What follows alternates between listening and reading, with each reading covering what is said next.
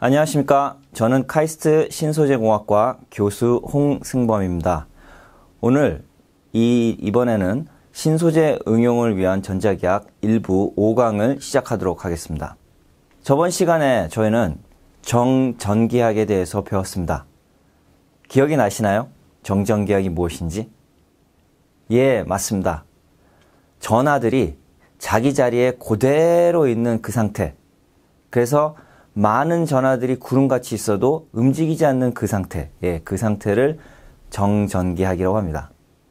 그런 상태를 저희가 배웠던 이유를 다시 한번 곱씹어 보면 정전기학이 동전기학보다는 이해하기가 쉽고 동전기학을 이해함에 있어서 초석이 되기 때문이죠. 그렇다고 이 정전기학이 전혀 이 세상에 없는 그런 현상이라고만 얘기할 수는 없습니다. 모든 것이 느리게 움직이는 세상, 그런 세상은 정전기학이라고 볼 수도 있는 이유 때문이죠. 자, 그러면 정전기학을 다시 한번 보겠습니다. 이 정전기학을 지배하는 그 규칙들은 바로 가우스 법칙에다가 저희가 뭔가를 더 더하면 그것을 표현할 수 있다. 그러한 것들을 이번 시간에 배우도록 하겠습니다. 그전에는 뭐였죠? 맞습니다.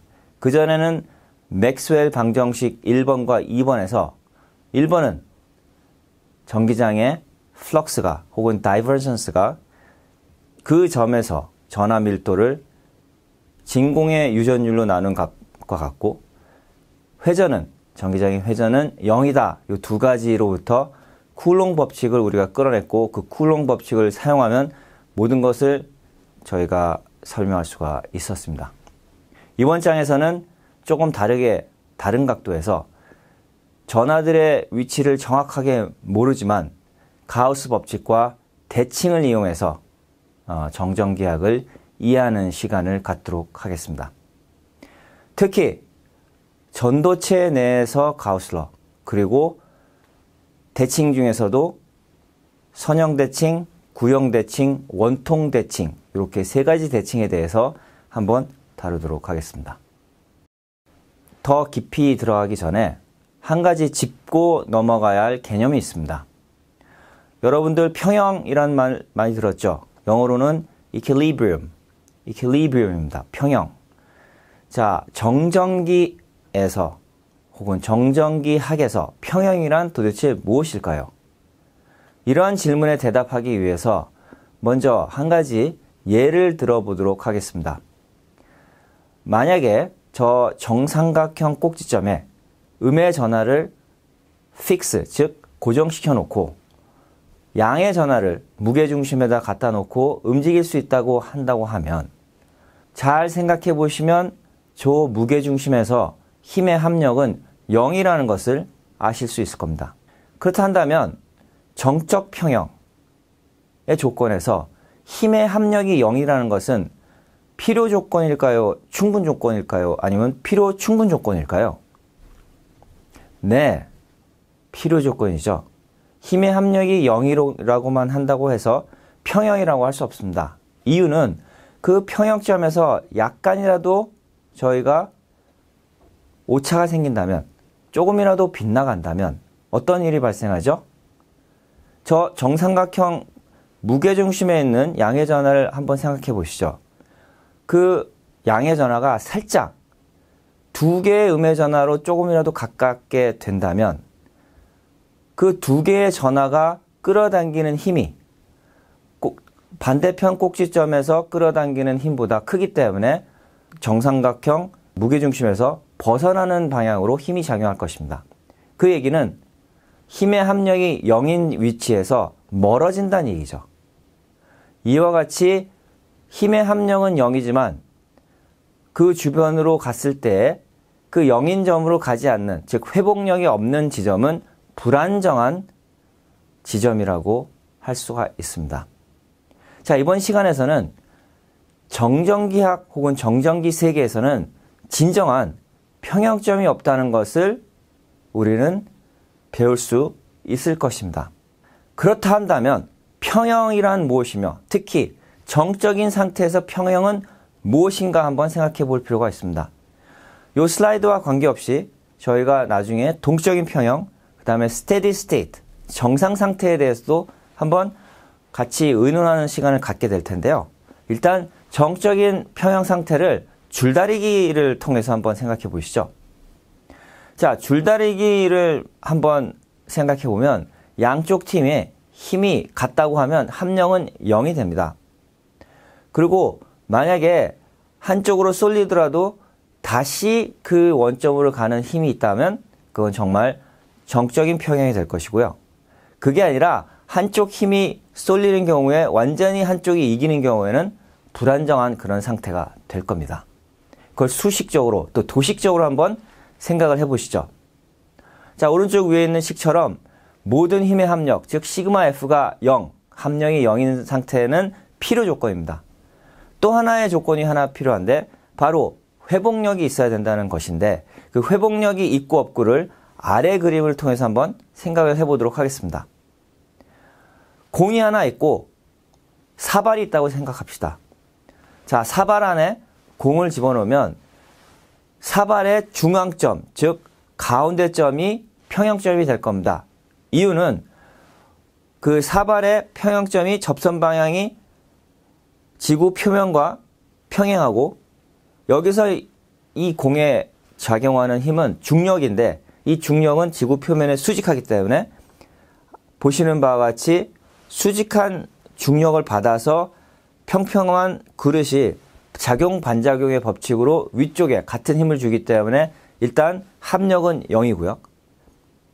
그 상태에서 살짝 왼쪽이나 오른쪽으로 갔을 때 중력이 작용해서 가운데 점으로 몰고 가는 회복력이 있기 때문에 바로 왼쪽 그림은 안정한 정적 평형이라고 할 수 있습니다.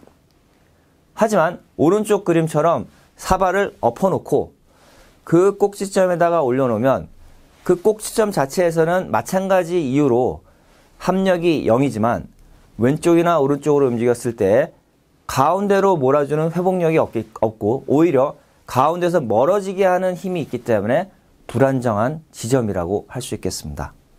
자, 이거를 좀 수학적으로 생각해 보면 사실 사발의 이 면은 에너지를 나타내는 함수라고 할 수가 있습니다. 즉 위치 에너지라고 할 수 있겠죠. 그 위치 에너지를 U라고 하면 그 U라는 함수의 1차 미분항이 0이어야 되고, 그죠? 1차 미분항이 0이어야 되고 2차 미분항, 즉 이 변곡점을 찾게 해주는 2차 미분항 역시 0보다 커야 된다.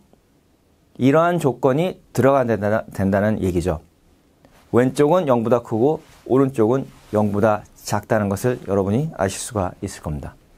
이리하여 잘 생각해보면 정전기에는 딜레마가 있습니다.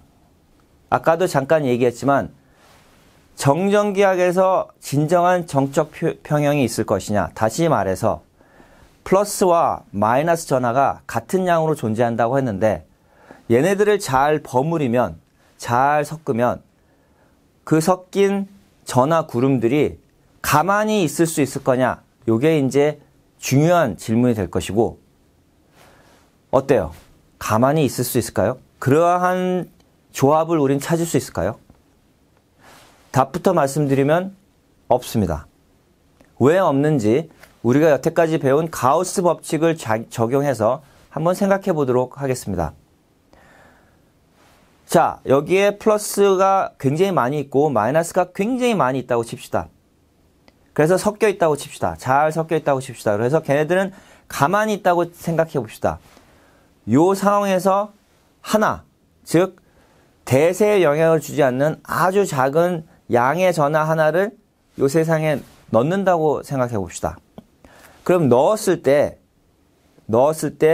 얘가 정적 평형을 느끼는지를 생각해 보면 될 것입니다. 우선 플러스랑 마이너스가 같은 양으로 있고 널리 퍼져 있다고 친다면, 골고루 퍼져 있다고 친다면 아마도 합력은 0이 될 수 있을 겁니다. 왜냐? 플러스에서는 반발력을, 마이너스에서는 인력을 주는데 그것들의 양이 같고 그 다음에 거리의 평균이 비슷하면 합력이 0인 점을 찾을 수는 있을 겁니다. 그 다음 조건은 뭐죠? 맞습니다. 바로 회복력이 있어야겠죠? 회복력이 있으려면 전기장이 어떤 식으로 배치가 돼야 될까요? 바로 저 그림에 안에 있는 것처럼 P낫 중심으로 화살표들이 P낫으로 들어와 줘야 될 겁니다. 그래야 전하가 P낫에서 살짝 어긋나도 다시 P낫으로 가려는 회복력이 있겠죠. 왜냐하면 전기장은 단위 전하당 그 전하가 느끼는 힘이니까요. 이렇게 전기장이 안쪽으로 들어오는 상황에서 가우스 표면을 우리가 잡게 되면 가우스 법칙에서 배웠던 것처럼 전기장의 플럭스가 음의 값을 갖게 됩니다. 즉, 다이버전스가 0보다 작은 것이죠. 다이버전스가 0보다 작다는 것은 그 부피 내에 음의 전하가 있어야 된다는 사실을 얘기하게 됩니다. 지금 플러스랑 마이너스랑 같은 수로 있었기 때문에 골고루 있었기 때문에 저 안에 음의 전하가 있을 수가 없습니다. 그런데 회복력을 갖기 위해선 음의 전하가 저 안에 네트로 있어야 된다는 사실이죠. 이것이 바로 딜레마입니다. 다시 말씀드려서 플러스랑 마이너스랑 같이 버무린 상태에서는 회복력이 있는 정적 평형 상태를 구현할 수 없다. 이렇게 말씀을 드릴 수 있는 겁니다. 그럼 아마 질문이 생길 것입니다. 아니, 정적 평형이 이루어지지도 않는 가상의 정전기학을 과연 우리가 가정해도 되는 것이냐? 가정하면 아니 됩니다. 따라서 이 상황은 그냥 가상적인 상황이지 현실에서 구현할 수 있는 상황이 아니고 다만 근사적인 상황이라는 것을 다시 한번 이 논의를 통해서 이해하셨으면 좋겠습니다. 다음 질문이 있겠죠. 아니, 정적 평형이 안 된다면 평형 상태를 이룰 수 있는 방법이 있는가? 네, 있습니다. 바로 동적 평형이죠. 자, 정적 평형과 동적 평형의 차이점을 한번 생각해 보도록 하겠습니다. 동적 평형을 가장 잘 나타내 줄 수 있는 두 가지 예를 한번 보여드릴 텐데요. 말씀드릴 텐데. 하나는 목욕탕에 탕 안에다가 저희가 물을 채워놓고 목욕탕 자체를 잠굽니다. 그러니까 문을 닫습니다. 그러면 폐 공간이 되겠죠. 그 폐 공간 내에서 물이 증발하게 될 텐데 그 증발하는 속도랑 이 수증기에서 응축되는 속도가 같으면 그것이 바로 동적 평형입니다. 겉으로 봤을 때는 탕 안에 있는 물이 시간에 따라서 변하지는 않지만 미시역으로 봤을 때는 떠나는 애와 들어오는 애가 같은 거죠. 회사로 말하면 취직하는 사람의 수와 이직하는 사람의 수가 같은 것이죠. 그렇다고 하면 회사 입장에서는 직원 수가 연도에 따라서 변하지 않지만 실제로는 움직임이 있는 상태입니다. 이것을 동적 평형이라고 하죠. 이런 동적 평형은 정적 평형과는 다르게 다른 조건을 만족해야 됩니다. 무슨 얘기냐면 한 상태에서 다른 상태로 가는 비율이 반대 방향으로 가는 상태의 비율과 같다는 조건이 붙어야 되는 것이죠.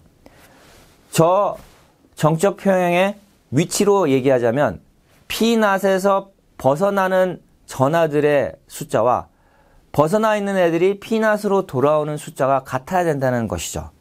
과연 그런 상황이 가능할까? 한번 생각해 볼까요?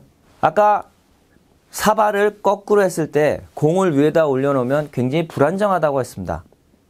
하지만 이 사발을 우리가 움직여가면서 왼쪽 오른쪽 위아래 전후 좌우 움직여가면서 좀 떨어질 것 같으면 움직여주면 우리가 그 상태를 유지할 수 있죠. 많은 마술사들이 그런 걸 하죠. 예를 들어 굉장히 뾰족한 막대 위에 그릇을 돌리는 것을 보실 수가 있을 겁니다. 뾰족한 막대 위에서 그릇은 정적인 평형을 이룰 수가 없습니다. 하지만 그것을 돌리면서 동적 평형을 이룰 수 있는 것이죠. 마찬가지입니다. 이 전기학에서도 전하들이 같은 수로 있다고 해서 평형을 이룰 수 없지만 얘네들이 잘 움직여주면 동적 평형은 이룰 수 있다. 이렇게 생각하시면 되겠습니다. 그럼 또 하나 생각할 수 있죠. 이 세상에 과연 존재하는 힘이 전기력만 있는 것이냐? 전기력이 아닌 다른 힘이 작용한다면 혹시 정적 평형을 이룰 수 있는 것이 아니냐? 이렇게 물어보실 수 있을 겁니다. 네, 맞습니다.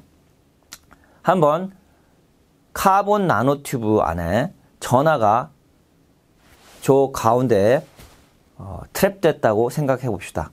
저 안에 빠져 있다고 생각해 봅시다. 그러면 카본 나노튜브가 그 전하와 작용 반작용에 힘을 하는 것은 전기력뿐만 아니라 양자역학적인 반발력도 있을 것입니다.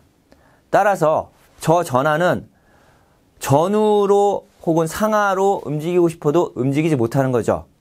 좌우로만, 즉 뚫려 있는 곳으로만 움직일 수 있는 그런 상황이 될 것입니다.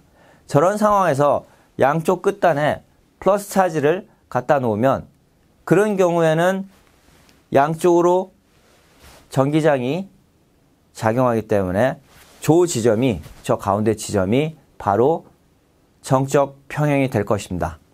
만약 카본 나노튜브가 없다면 어떨까요? 네, 바로 새들 포인트, 즉 말한장 포인트이기 때문에 좌우로는 정적 평형이지만 전후 혹은 상하로는 불안정한 그러한 상태가 될 겁니다. 자, 그러면 전도체 내에서의 평형에 대해서 한번 생각을 해보겠습니다. 여기서 저희가 말하는 전도체는 일반적인 전기전도체와는 조금 다르게 이상적인 전도체라고 생각하시면 되는데 저항이 0입니다.